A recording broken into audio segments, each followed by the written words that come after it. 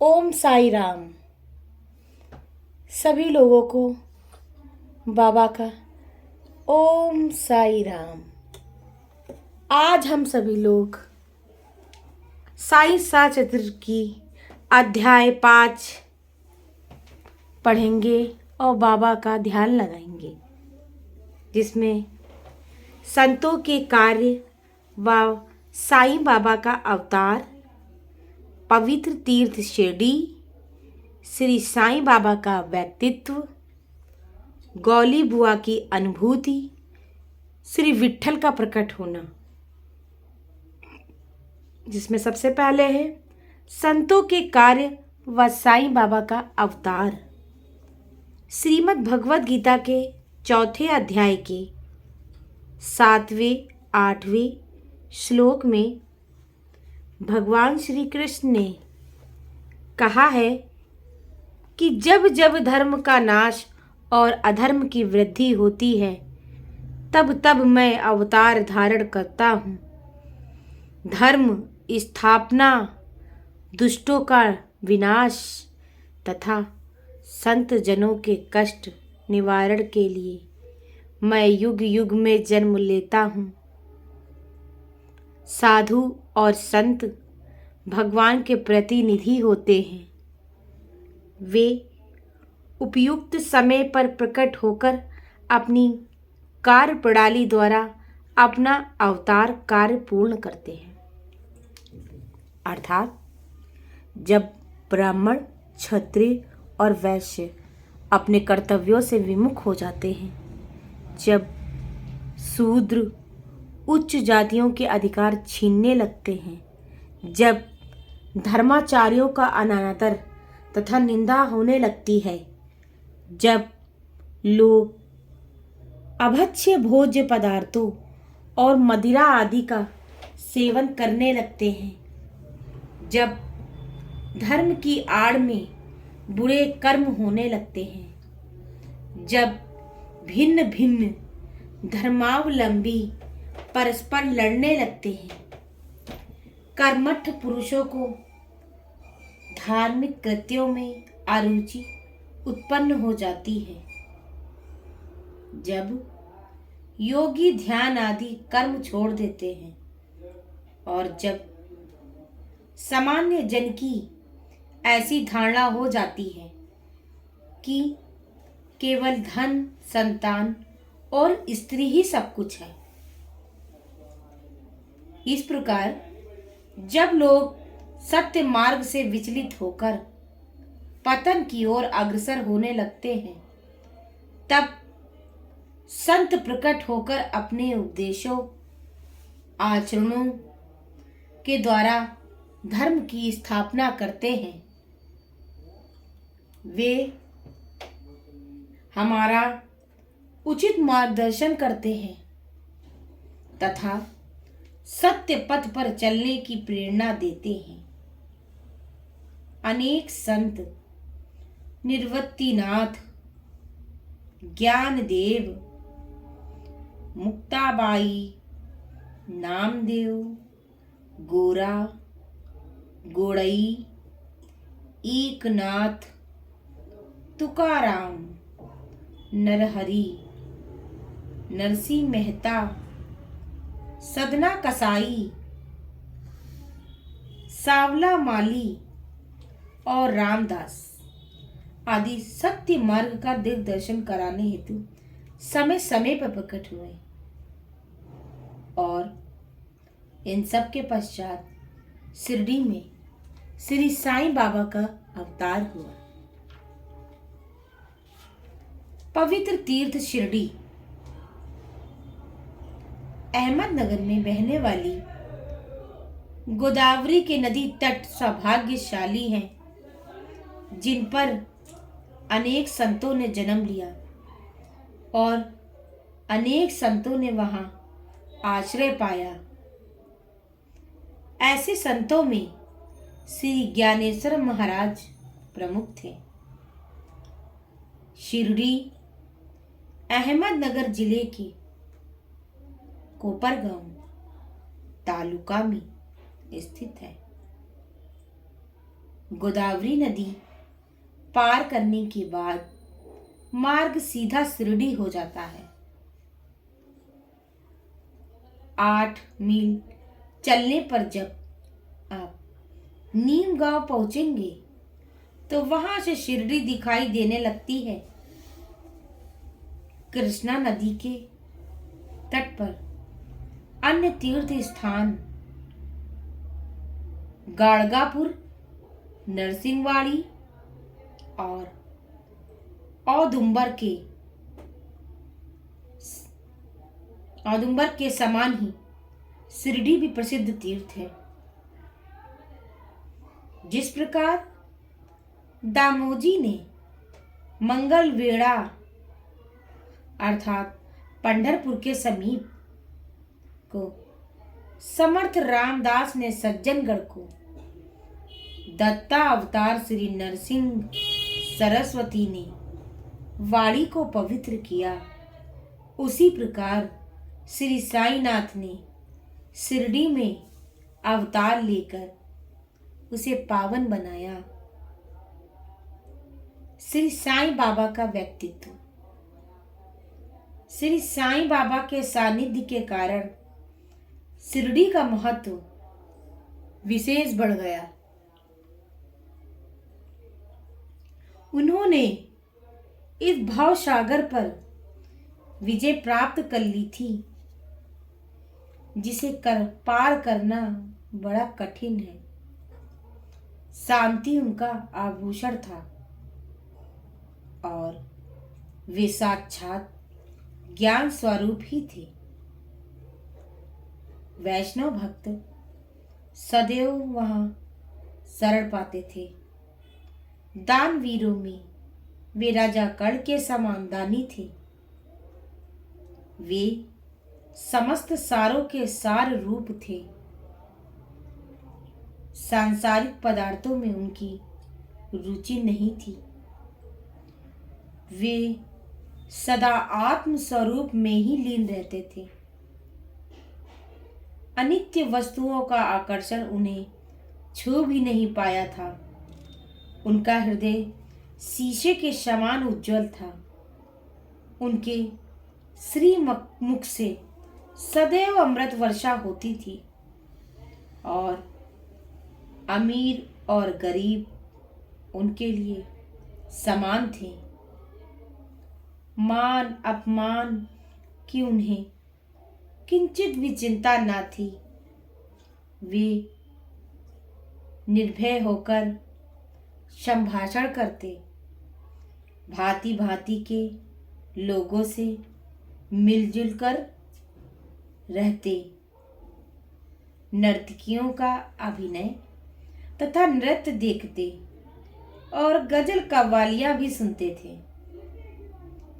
इतना सब करते हुए भी इनकी समाधि जरा भी भंग न होती थी। अल्लाह का नाम सदा उनके होठों पर रहता था। जब दुनिया जागती थी तो वो सोते थे और जब दुनिया सोती तो वे जागते थे। उनका अंतःकरण सागर की तरह शांत था। उनकी दुनिया सोती, उनकी दुनिया जागती तो वो सोते थे और जब दुनिया सोती तो वो जागते थे। उनकी कार्यप्रणाली का कोई अंत नहीं पा सकता था। कहने के लिए तो वे एक स्थान पर निवास करते थे, परंतु विश्व के समस्त व्यवहारों व व्यापारों का उन्हें भली भांति ज्ञान था। उनका दरबार ही निराला था। वे नित्य अनेक किंवदंतियां कहते थे, परंतु उनकी अखंड शांति किंचित मात्र भी विचलित नहीं होती थी। वे सदा मस्जिद की दीवार के सहारे बैठे रहते थे तथा प्रातः, मध्याह्न और सायंकाल लेडी और चावड़ी की ओर वायु सेवन करने जाते थे। तब भी सदा आत्मविश्वास ही रखते थे। स्वतः सिद्ध होकर भी वे साधकों के समान आचरण करते थे। वे विनम्र, दयालु तथा अभिमान रहित थे।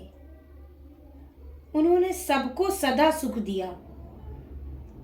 उनके श्री चरणों का स्पर्श पाकर शिरडी पावन बन गई। उसका महत्व असाधारण हो गया।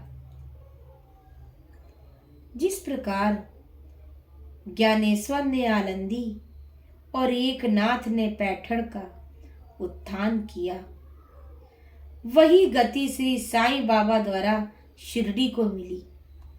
शिरडी के फूल पत्ते, कंकड़ पत्थर भी धन्य हैं, जिन्हें श्री साईं चरण कमलों को चूमने व उनकी चरण धूलि शीश पर धारण करने का सौभाग्य मिला। भक्तगण के लिए शिरडी एक दूसरा पंढरपुर, जगन्नाथपुरी, द्वारका, काशी, महाकालेश्वर तथा कोकण महाबलेश्वर बन गई।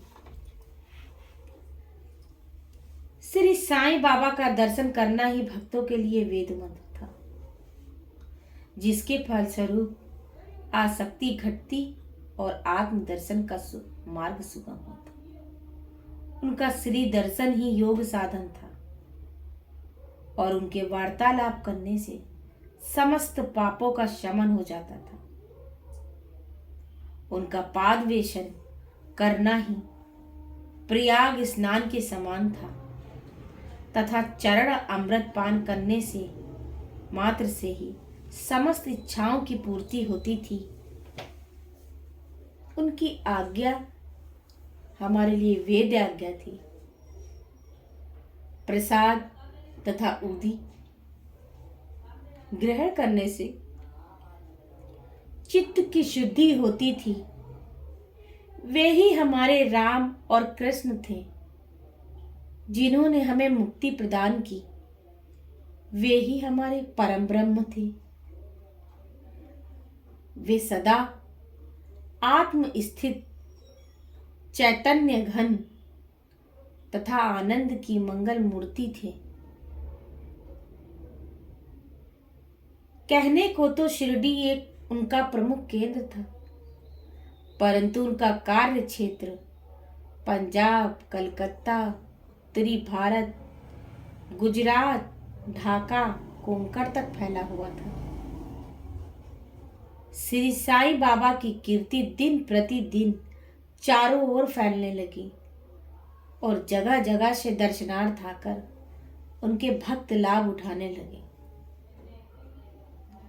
केवल दर्शन से ही मनुष्यों, चाहे वो सिद्ध अथवा अशुद्ध हृदय के हों, के चित्त को परम शांति मिल जाती थी। उन्हें उसी आनंद का अनुभव होता था जैसे कि श्री पंढरपुर में श्री विठल के दर्शन से होता था। यह कोई अतिशयोक्ति नहीं है। देखिए एक भक्त की अनुभूति जो यहाँ दी जा रही है। गौली बुआ की अनुभूति। गौली बुआ की आयु अनुमानतः 95 वर्ष थी। वे पंढर के एक वारकरी थी।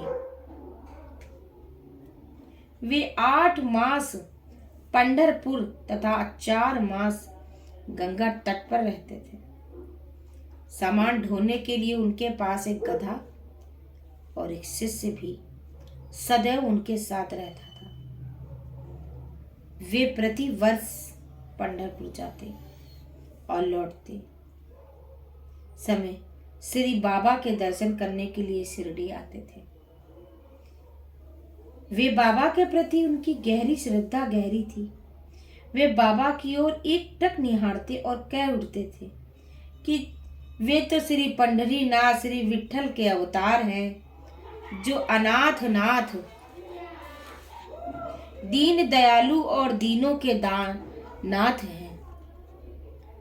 गौली बुआ श्री विठोबा के परम भक्त थे। उन्होंने अनेक बार पंडरी की यात्रा की तथा प्रत्यक्ष अनुभव किया कि श्री साईं बाबा वास्तव में ही पंढरीनाथ हैं। श्री विठल का प्रकट होना। श्री साईं बाबा की ईश्वर चिंतन और भजन में विशेष आसक्ति थी। वे सदैव अल्लाह मालिक पुकारते तथा भक्तों से कीर्तन सप्ताह करवाते थे, जिसे नाम सप्ताह भी कहते हैं। एक बार उन्होंने दासगुरु को कीर्तन सप्ताह की आज्ञा दी। दासगुरु ने बाबा से निवेदन किया कि आपकी आज्ञा मुझे शिरोधार्य है, परंतु इस बात का आश्वासन मिलना चाहिए कि सप्ताह के अंत में विठल अवश्य प्रकट होंगे। बाबा ने अपना हृदय स्पर्श करते हुए कहा कि विठल अवश्य प्रकट होंगे, परंतु साथ ही भक्तों में श्रद्धा व तीव्र उत्सुकता भी अनिवार्य है। ठाकुर नाथ की डंकपुरी, विठल की पंढरी, रणछोड़ की द्वारिका यही तो है। किसी को दूर जाने की आवश्यकता ही नहीं। क्या विठल कहीं बाहर से आएंगे? वे तो यही विराजमान हैं। जब भक्तों में प्रेम और भक्ति का स्रोत प्रवाहित होगा तो विठल स्वयं ही प्रकट हो जाएंगे। कीर्तन सप्ताह होने के बाद काका साहेब दीक्षित सदैव की भांति स्नान करने के पश्चात जब ध्यान करने बैठे तो उन्हें विठल के दर्शन हुए। दोपहर के समय जब बाबा के दर्शन मस्जिद पहुंचे तो बाबा ने उनसे पूछा, क्यों विठल पाटिल आए थे ना?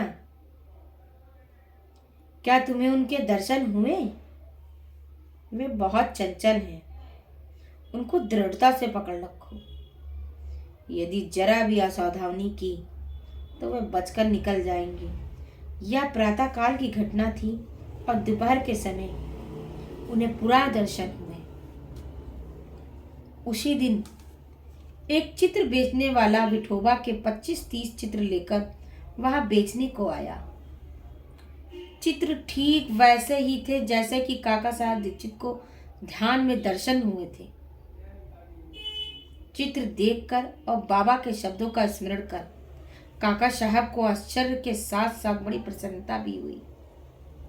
उन्होंने एक चित्र सहस्र खरीद लिया और अपने से देवघर में प्रतिष्ठित कर दिया। ठाड़ा के रिटायर मामलतदार श्री बी विदेव ने अपने अनुसंधान में यह प्रमाणित दिया है कि श्री पंढरपुर के अंतर्गत आती है। शिरडी पंढरपुर के अंतर्गत आती है। दक्षिण में पंढरपुर श्री कृष्ण का प्रसिद्ध स्थान है, अतः शिरडी ही द्वारिका है। द्वारिका की एक और व्याख्या सुनने में आई है, जो कि नारायण अय्यर द्वारा लिखित भारतवर्ष का इतिहास स्थायी इतिहास में स्कंद पुराण भाग 2 पृष्ठ 90 से उद्धृत की गई। वह इस प्रकार है। चतुवर्णा मापी वर्गाणाई यत्र द्वाराणि सर्वता अतो द्वारावती त्युक्ता विद्ध भिस्त त्वाधिभा, अर्थात जो स्थान चारों वर्गों के लोगों को धर्म अर्थ काम और मोक्ष के निमित्त सुलभ हो, दार्शनिक लोग उसे द्वारका कहते हैं। शिरडी में बाबा की मस्जिद केवल चारों वर्णों के लिए ही नहीं, अपितु दलित, अस्पृश्य, भागोजी, शिंदे जैसे कुष्ठ रोगी आदि सभी के लिए खुली थी। अतः शिरडी को द्वारका कहना सर्वथा ही उचित है।